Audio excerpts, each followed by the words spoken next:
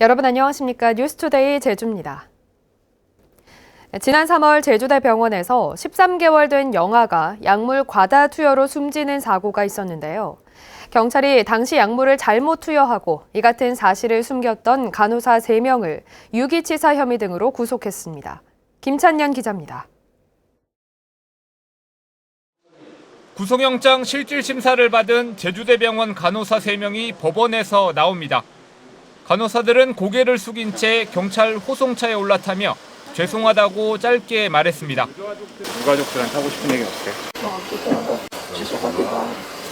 제주지방법원은 간호사 3명 전원에 대해 구속영장을 발부했습니다. 사안의 중대성과 도주, 증거인멸 우려가 있다며 영장 발부 이유를 밝혔습니다. 이들은 지난 3월 코로나19로 병원에 입원한 13개월 아기 유리미에게 약물을 과다 투여해 숨지게 하고 의료 기록을 삭제한 혐의를 받고 있습니다. 당시 의사는 응급처치제인 에피네프린 5mg을 호흡기 방식으로 투여할 것을 지시했는데 간호사는 정맥주사를 놔 적정량의 50배를 투여했습니다. 잘못 투약한 사실을 알고도 상부에 보고하지 않았고 의료 기록을 삭제한 것으로 경찰 조사 결과 드러났습니다. 경찰은 이들이 약물을 과다 투여한 사실을 의사에게 제때 알리지 않아 유리미가 치료받을 기회를 박탈했다며 업무상 과실치사뿐만 아니라 유기치사 혐의도 적용했습니다. 간호사들은 약물 과다 투여는 인정했지만 의료기록 삭제를 공모했다는 혐의는 부인한 것으로 알려졌습니다. 경찰은 해당 간호사 3명은 곧 검찰에 넘기고 나머지 의료진 8명의 업무상 과실치사 혐의도 이달 안에 수사를 마무리할 계획입니다. MBC 뉴스 김찬년입니다.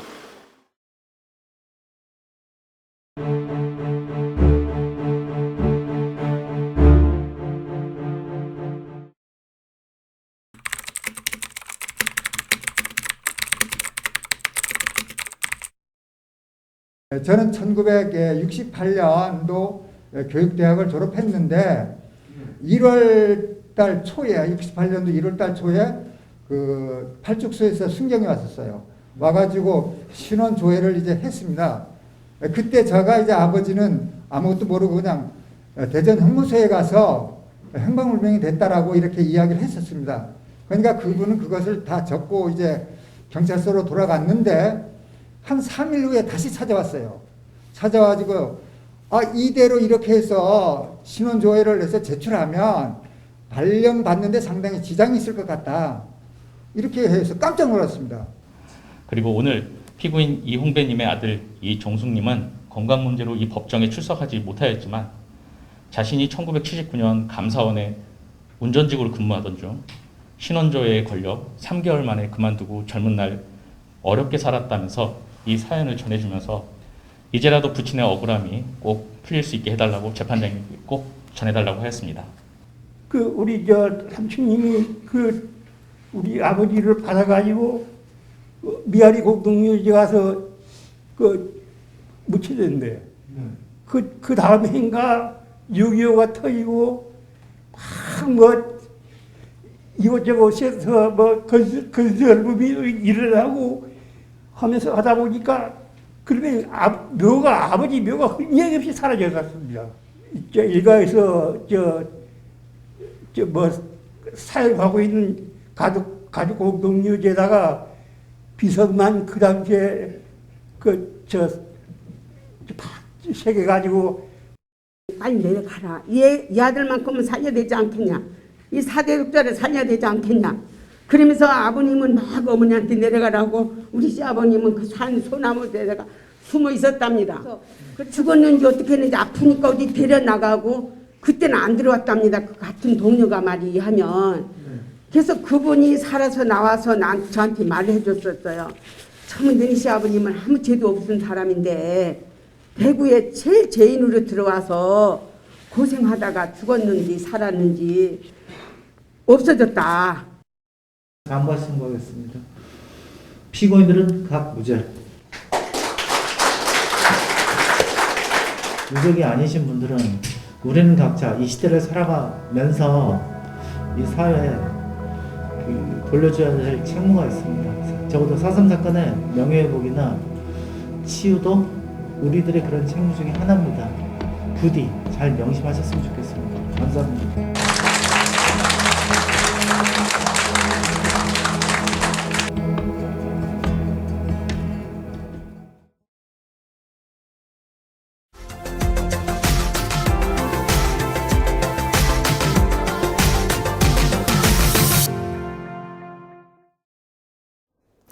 태풍 흰남노 때 지하주차장에서 대규모 인명피해가 발생하자 포항시가 건축물 신축 시에 차수판 설치를 의무화했습니다. 기존 건물에 대해 차수판 설치비를 지원하는 사업도 함께 추진한다고 합니다.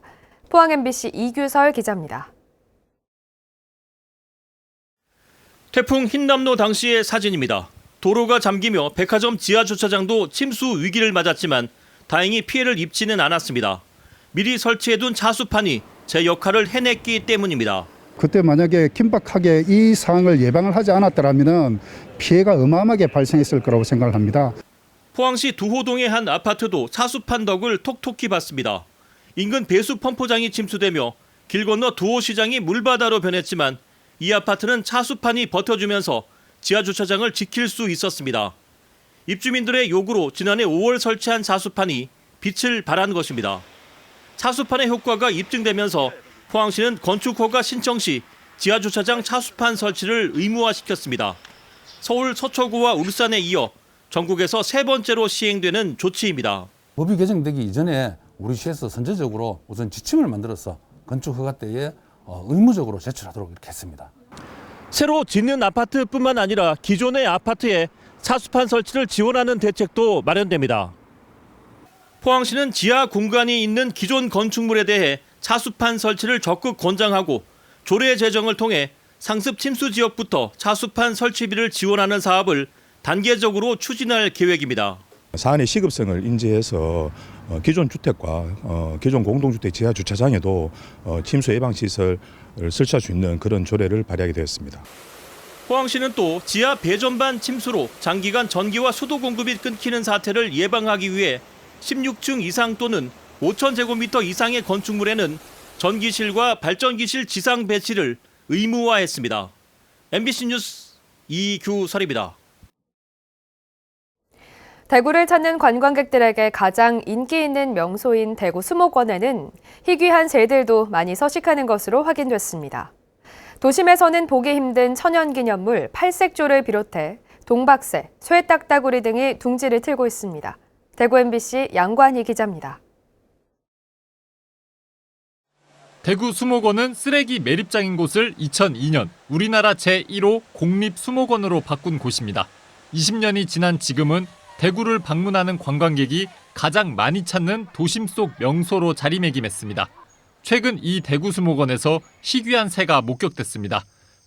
초록빛의 등과 날개, 위 꽁지깃은 푸른 빛을 띠는 새 한 마리가 먹이를 찾기 위해 걸어다닙니다. 다양한 색을 갖고 있어 이름 붙은 팔색조.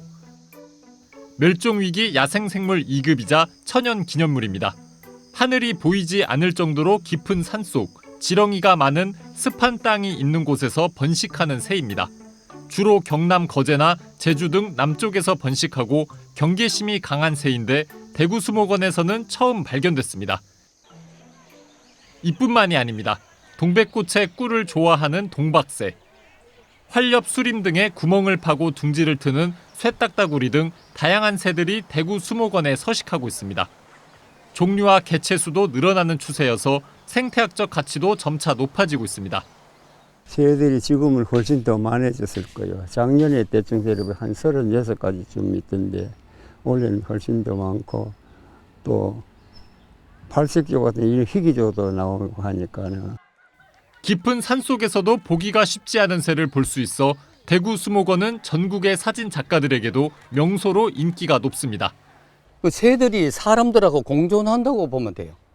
왜냐하면 다른 데서는 이제 경계를 하고 다 피하는데 여기 있는 새들은 사람이 있든 없든. 대구시도 최근 수목원 생태계를 보호하고 종 다양성을 위해 수리부엉이와 올빼미, 황조롱이 같은 야생 조류를 방사했습니다. MBC 뉴스 양관입니다.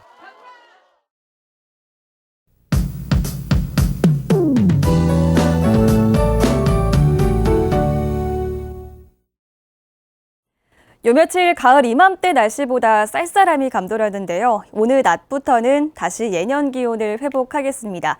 어제보다 2, 4도가량 올라서 20도까지 오르겠고요. 온화해지겠습니다. 당분간 일교차 큰 전형적인 가을 날씨를 보이겠습니다. 오늘 하늘 표정은 차차 흐려지겠는데요. 동쪽 바다에서 제주로 바람이 불어오면서 구름이 많아지겠고 한라산과 한라산 동쪽 지역은 오전부터 낮 사이에 빗방울이 떨어지는 곳이 있겠습니다. 약하게 떨어져서 야외 활동 시 큰 불편함은 없겠습니다. 오늘 동쪽 지역을 비롯한 그 밖의 제주 지역도 흐린 날씨를 보이겠고요. 미세먼지 농도는 좋음 단계로 대기질은 청정하겠습니다. 자세한 기온 보시면 현재 아침부터 기온이 조금 오르고 있습니다. 북부와 서부 지역 15도, 남부 지역 16도로 시작하고 있고요. 동부 지역은 18도로 어제 아침보다 8도가량 올라갔습니다. 오늘 낮 최고 기온은 대부분 20도까지 오르겠고요. 서부 지역 21도, 산지는 13도 안팎이 예상됩니다. 도서 지역도 종일 흐린 날씨를 보이겠습니다. 오늘 제주 앞바다의 물결은 잔잔하게 일겠는데요. 제주 남쪽 먼바다에는 풍랑특보가 해제됐지만 물결이 3m까지 높게 일겠습니다. 조업하는 선박들은 조심하시기 바랍니다. 내일 오후부터 차차 맑아지겠고요. 주말에도 맑고 선선해서 활동하기 좋은 가을 날씨를 보이겠습니다. 기상정보였습니다. 제주형 기초자치단체 도입에 대한 의견을 묻는 도민 여론조사가 실시됩니다. 제주도는 제주형 행정체제 도입 공론화 추진 연구용역 과업 지시서가 확정되는 대로 2차례 여론조사를 할 계획이라고 밝혔습니다. 제주도는 도민 3,000명을 대상으로 1차 조사를 한 뒤 이 가운데 도민 참여단 300명을 모집해 2차 조사를 실시할 계획입니다. 화살 맞은 개 사건과 관련해 경찰이 CCTV 영상을 추가로 확보해 수사를 확대하고 있습니다. 제주 서부경찰서는 최근 화살 맞기 전과 후의 모습이 찍힌 CCTV 영상을 확보하고 사건 발생 시간대와 장소를 특정해 탐문 수사를 벌이고 있습니다. 경찰은 신고 전날인 지난 8월 25일 저녁 7시에서 9시 사이에 화살을 맞은 것으로 추정하고 있습니다. 지난 18일에 발생한 마라도 어선 사고 실종자 수색 작업이 가용 세력을 총동원하는 집중 수색에서 경비와 병행한 수색으로 전환됐습니다.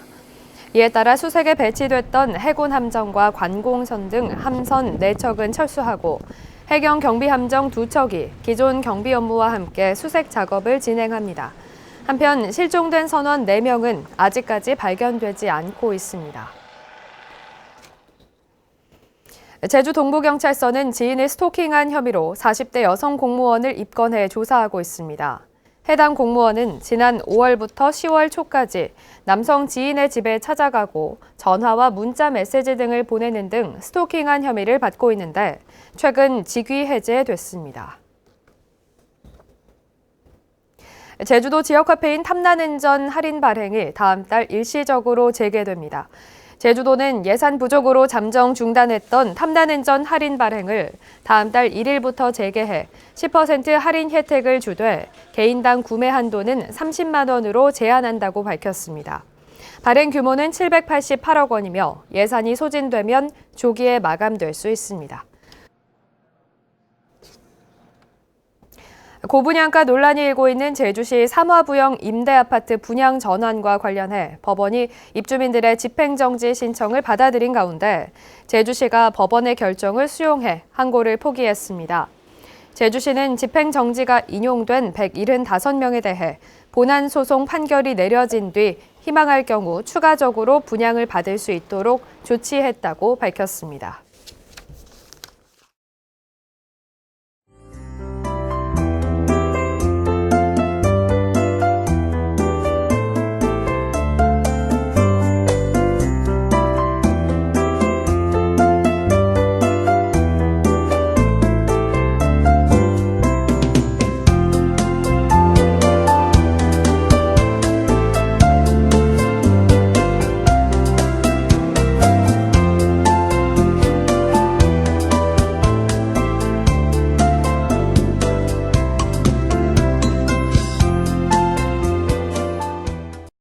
수요일 아침 뉴스투데이 제주를 마칩니다. 여러분 고맙습니다.